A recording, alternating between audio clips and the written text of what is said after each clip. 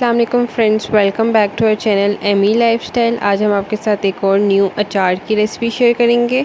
लशूरे या जिनको गोंदी भी बोलते हैं, उनका अचार शेयर करने वाले हैं।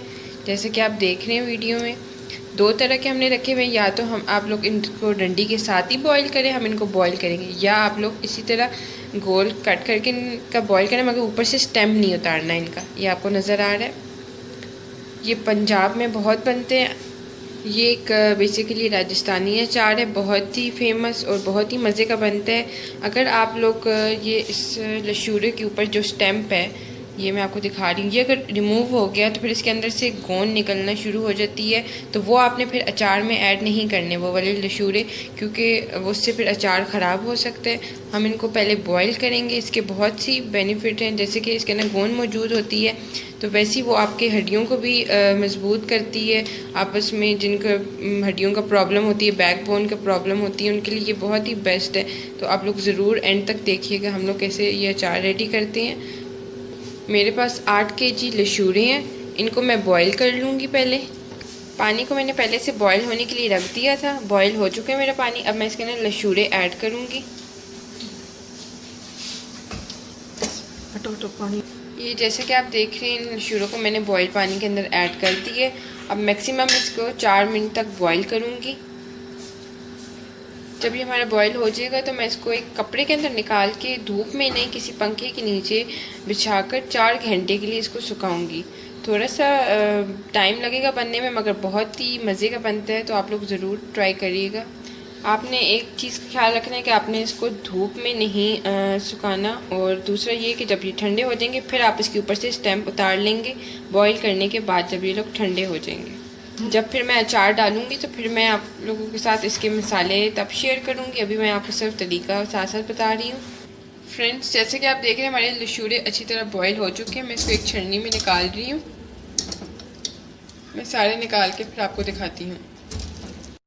फ्रेंड्स, जैसा कि आप देख रहे हैं, हमारे लशूरे अच्छी तरह बॉईल हो चुके हैं। हमने इनको ठंडा कर लिए 4 से 5 घंटे। अब हम इनके ऊपर से ये डंडे से जो है वो उतार लेंगे। मैं आपको दिखाती हूँ। वैसे तो बॉईल हो जाए तो ये खुद ही रिमूव हो जाते हैं ऊपर से। ये आप देख रहे हैं। अब हम इसको ऊपर से उतार रहे हैं। ऊपर से ऐसे उतार के आपने एक साफ टब मैंने लिया हुआ है, उसके अंदर मैं डालती जा रही हूँ।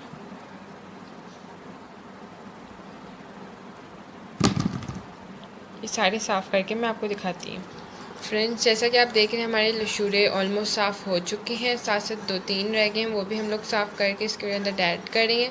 अब मैं आपको साथ ही मसाले दिखा देती हूँ कि मसाले इसमें क्या यूज़ होंगे।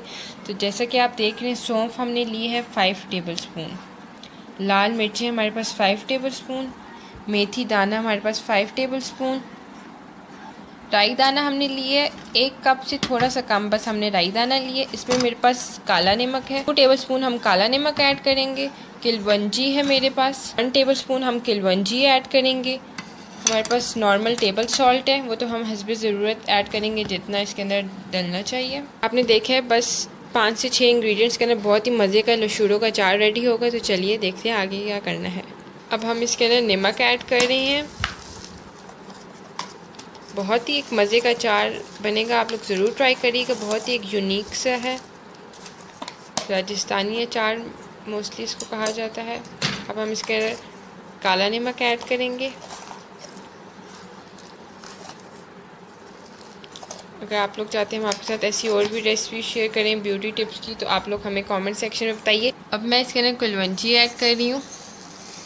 अब मैं इसके अंदर मेथी दाना ऐड कर रही हूँ। इसी तरह आपने सारे मसाले इसके अंदर ऐड कर दिए हैं। अब इसके अंदर सौंफ जाएगी, लाल मिर्चें, राई दाना भी, मस्टर्ड सीड्स अब इसके अंदर ऐड हो गए। अब हम इन सबको अच्छी तरह मिक्स करेंगे। अब हम इसके अंदर तेल ऐड कर रहे हैं। अब आप इसको मिक्स करेंगे अच्छी तरह। अब हम इसको अच्छी तरह मिक्स कर रहे हैं।